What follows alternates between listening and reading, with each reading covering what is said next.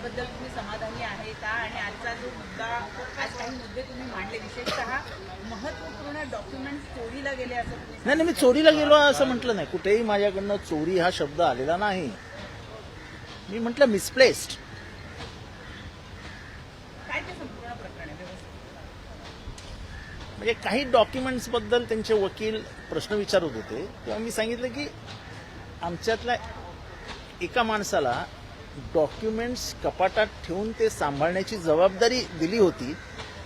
तो माणूसच गेला, त्यामुळे कागदपत्र कुठे गेली हे आम्हाला काही कळलंच नाही. त्यामध्ये कॉन्फिडेन्शियल डॉक्युमेंट्स केलेले कबड असं त्यामध्ये उल्लेख होता. तुम्ही 2 माणसांचा बहुतेक त्यामध्ये उल्लेख केला होता. म्हणजे एक केंद्रातल्या माणसाचं, दोघांकडे जबाबदारी दिली होती. एक केंद्रात दिल्लीतल्या माणसाची, एक मुंबईतल्या माणसाची. ही कोण व्यक्ती नक्की त्यांना जबाबदारी देण्यात आली होती? नावं घेणे योग्य नाही. महाराष्ट्रासमोर त्यांची लाच काढणं योग्य नाही. तुम्ही नंतर कन्क्लूड करताना सांगितलं की जे घडलं त्या सगळ्या गोष्टी आल्या पाहिजेत म्हणून तुम्ही आधी छगन भुजबळ, अनिल पाटील किंवा हसन मुश्रीफ यांना कशी मदत करण्यात आली शरद पवार यांनी? नाही, मग मी सांगितलं ना, ते सगळं सांगितलं की अजित पवारांचं अस्तित्वच शरद पवारांमुळे आलं. सांगितलं मी मीडियाला, म्हणजे तिथे अध्यक्षांसमोर. नंतर छगन भुजबळांना एवढं सगळं होऊन सुद्धा 19च्या जेव्हा शपथविधी झाला तेव्हा छगन भुजबळांना शरद पवारांनी पहिल्यांदा शपथविधी घ्यायला सांगितलं. हसन मुश्रीफ यांना सदाशिव दादोबा मंडित या स्टालवर्टला बाजूला करून हसन मुश्रीफांना संधी देऊन साहेबांनी निवडून आणलं. अनिल भाईदास पाटील जे आता व्हीप आहेत, ते व्हीप सुद्धा साहेबांनी केले. पण ते हे विसरले की ते 2दा भाजपच्या तिकिटावरती पडून एनसीपीत आल्यानंतर साहेबांनी त्यांना निवडून आणलं. संजय बनसोडे, आदिती तटकरे यांना साहेबांनी संधी दिली म्हणून ते इथपर्यंत आले. हे मी सगळं नोंदवलं माझ्याशी. मी आजच्या सुनावणीच्या निमित्तानं आशुतोष काळेचा उल्लेख केला. आशुतोष काळे अमेरिकेत होता, मात्र तरी देखील त्यांची सही जी आहे ती पाठिंब्याच्या पत्रावर कशी आली असा एक सवाल आहे. म्हणजे असं आहे की मी आशुतोष पाटलांच्या एका निकटवर्ती याला शिर्डीला जाण्याच्या आधी फोन केला. त्या फोनवरती मी त्याला सहज म्हटलं की यार आशुतोष कुठे आहे, मला शिर्डीला यायचं आहे. तो म्हणाला साहेब ते नाही आहेत, ते 12-15 जुलैनंतर येणार आहेत, कारण का ते म्हणजे भारताच्या बाहेर आहे. आणि 25 तारखेला जे पत्र आलं त्याच्यावर आशुतोष काळेंची सही होती आणि ते इलेक्शन कमिशनला सबमिट केलं होतं. याचा अर्थ ते सिग्नेचरच फोर्स्ड आहे. तो माणूस भारतात नव्हता, तो कुठला सिग्नेचर करणार आहे? पण गरज पडली तर मग हे सिद्ध करता येऊ शकतं. ते असं आहे, सगळे पुरावे देऊ ना आम्ही. ते भारतात नव्हते, ते स्पष्ट होईल सगळं आता. काल रामनामाचा सोहळा देशभर मोठ्या प्रमाणामध्ये साजरा झाला. नुकत्याच आपल्यातला एक जण जो बाजी शरद पवार गटासोबत गेला, त्याचे जे प्रमुख आहेत, राष्ट्रीय अध्यक्ष झालेले आहेत, ते मात्र कुठंच दिसले नाहीत. आणि त्यामुळे एक राजकीय वर्तुळात चर्चा सुरू आहे. असं आहे की ते त्यांचा स्वभाव आहे, ते वरिष्ठांचं कधीच ऐकत नाहीत. ते आमच्यात होते तेव्हा शरद पवारांचं ऐकत नव्हते आणि ते त्यांच्यात आहेत तर मोदींचं ऐकत नाहीत. त्यामुळे त्यांना काय राम महत्वाचा नसतो, ते म्हणतील तो राम, असं त्यांचा स्वभाव आहे. अजित पवार यांना उद्या ईडीनं बजावलेलं आहे. त्यानिमित्तानं उद्या ते सुनावणीला आपल्या ईडीच्या कार्यालयात चौकशीसाठी जाणारच आहे. परंतु जेव्हा ते जातील तेव्हा सुप्रिया सुळे त्यांच्याबरोबर जाणार आहेत. अध्यक्ष शरद पवार पूर्ण वेळ पक्ष कार्यालयात बसून रात्रीचे बाजूलाच आहे असं कळतं आहे. कुठेतरी हे शक्ती प्रदर्शन आहे का? हे शक्ती प्रदर्शन नाही आहे. शेवटी रोहित पवारचं वय काय, नॅचरली आहे की अशा आमच्या तरुण आमदारांना जेव्हा बोलवलं जाईल तर शरद पवार नेहमीच तरुणांच्या मागे उभे राहिलेले नेते आहेत. कुठलाही अनुभव नसलेल्या, मंत्रिपदाचा कुठलाही अनुभव नसलेल्या RR पाटलांना, जयंत पाटलांना त्यांनी कॅबिनेट मंत्री फक्त विश्वासावर बनवलं आणि जयंत पाटलांनी कर्तृत्वाने सिद्ध करून दाखवलं की ते किती योग्य आहेत. RR पाटलांनी कर्तृत्वाने सिद्ध करून दाखवलं की ते किती योग्य आहेत. पण शरद पवारांनी त्या तरुणांवर विश्वास दाखवला की तुमच्या ती कपॅसिटी यापुढे. ते शरद पवार आहेत जे ओळखतात माणसं, म्हणजे ते हिरा ओळखू शकतात. आज समित्या तुमच्या पक्षाच्या अंतर्गत काही निवडणुका झालेल्या होत्या या सगळ्या संदर्भातल्या. त्यामुळे जी निवडणूक समिती संदर्भात तुम्ही सांगितलं होतं की त्यामुळे तुम्ही उपस्थित नव्हता. नाही. असं आहे की निवडणूक प्रक्रियेसंबंधी जेव्हा मला विचारलं तेव्हा मी म्हटलं की माझा निवडणूक प्रक्रियेशी संबंधच नाही, तेव्हा हा प्रश्न मला लागूच होत नाही.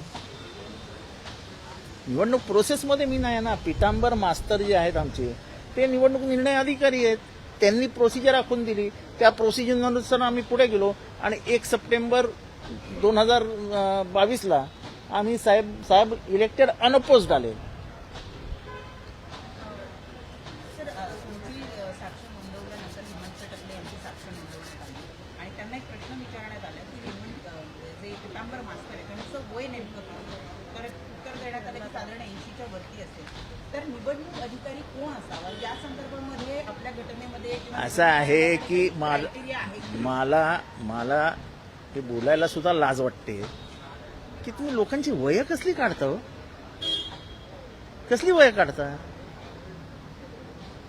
आज अडवाणी 96 वर्षाचे आहेत. कसे आहेत? तुम्ही लोकांच्या वयाच्या अनुमानावरनं त्यांच्या बुद्धीचा अंदाज घेता का? पितांबर मास्टर आमच्या अधिवेशनाला मद्रासहून आपल्या तमिळनाडूतून केरळातनं दिल्लीला आले, आमच्या अधिवेशनात बसले. त्यांना प्रत्येक पेपर माहिती आहे. हे वय काय लावलं या गटाने मला समजत नाही. हे कधी म्हातारे होणारच नाहीत का? हे कुठलं असं औषध खातात की त्यांना म्हातारपण येणारच नाही? मला वाटतं शिलाजीत काय डायरेक्ट येतं की काय त्यांच्या घरात?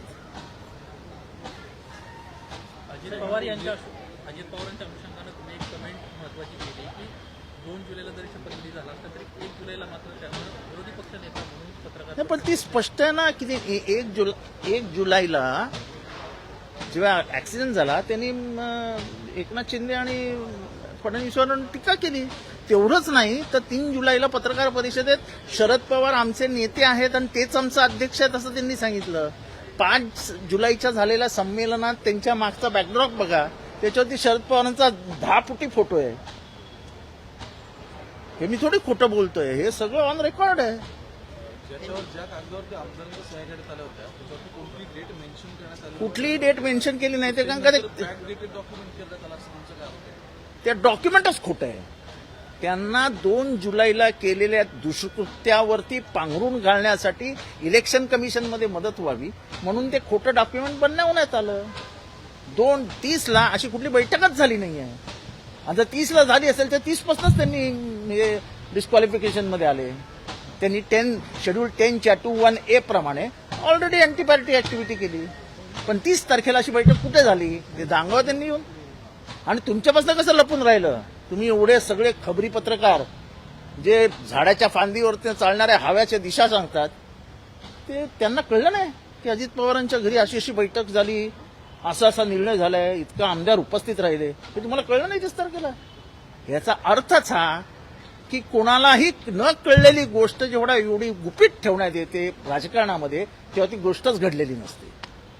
सर आज जो सुनवाई हुई है उस दौरान आपने जो प्रश्न आपसे पूछे गए उसके जवाब में आपने क्या कुछ कहा उसके बारे में? अभी पूरी जानकारी मैं भी दिमाग में नहीं रख सकता हूँ. 6 घंटे की मेरी सुनवाई हुई है.